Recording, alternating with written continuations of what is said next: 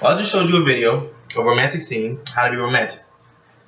Would anyone in the class like to share the definition of what they think a romantic person is? You. I think being romantic means that you listen to your partner.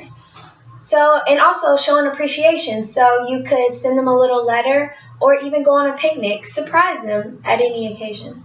Thank you.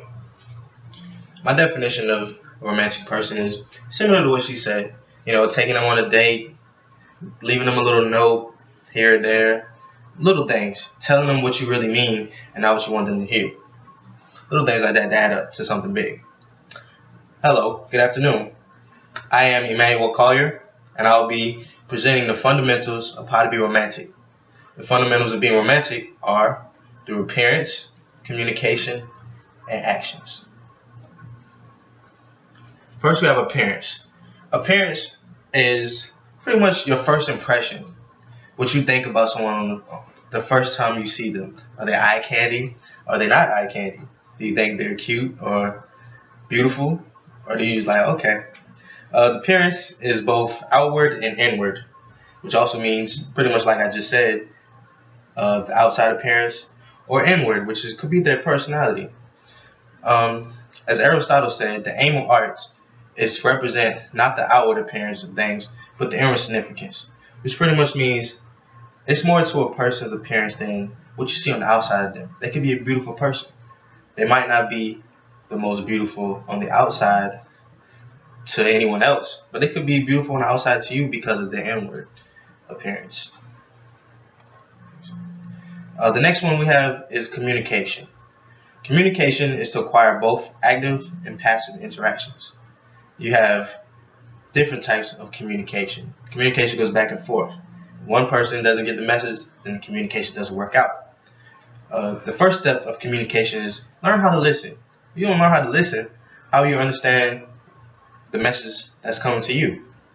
Talk before assumptions. That's a big one.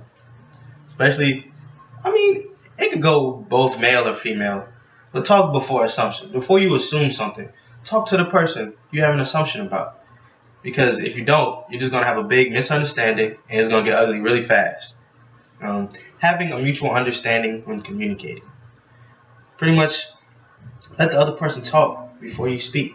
Both parties don't have to be speaking, because if you're both speaking, you're going to be running over each other. So you're not going to get, the message isn't going to get anywhere. So you're just going to be fussing, and both of you are going to be mad, and the whole conversation isn't going to go anywhere at all. Proper ways of communicating, which pretty much, like I just said, you talk, then I talk. You speak, then I speak. I speak, you listen. So it's pretty much how you get your message across. You can't get your message across yelling. You can't get your message across whispering. You have to have a nice voice. You both have to compromise, come to an agreement of who's going to speak, who's going to listen, and we'll see where it goes after that. The next one of how to be romantic is actions. The action that you show speaks louder than words. Actions speak louder than words. You can't tell me you love me, or you can't tell me you feel a certain way about me, and you never show me. You can't say one thing and do the opposite. There's a difference between willingly and grudgingly. Like willingly wanting to do something for someone, as in, oh yeah, I wanted to get them a nice little card. I wanted to get them a gift. Grudgingly, which pretty much means, oh, I did it just because they kept nagging me about it. I didn't really want to do it, but I did it anyways just to get it off my chest. Memories are monetary. Money does not solve all relationship problems. Actions through money, or money through actions, does not solve anything. Just because you buy something for someone doesn't mean, they're going to be with you forever and they're going to love you forever. It has to be, being romantic, it has to be more of an emotional thing. It can't just be actions of buying a car or even giving you money just because. It can't just be about that. It has to be deeper than just, little things like that. And here I reach my conclusion. The motto of chivalry is also the motto of wisdom: to serve all, but only love one. That's a deep statement. Because how can you say you only love one, but you show every person the same amount of emotion that you show that one person. As it says, the motto is wisdom, to serve all, but only love one. You can serve everyone around you, but to truly be romantic, you have to only love that one person. It doesn't even have to be love. Truly be romantic, you can just choose one person. It doesn't have to be a whole crowd. You don't have to please the whole crowd.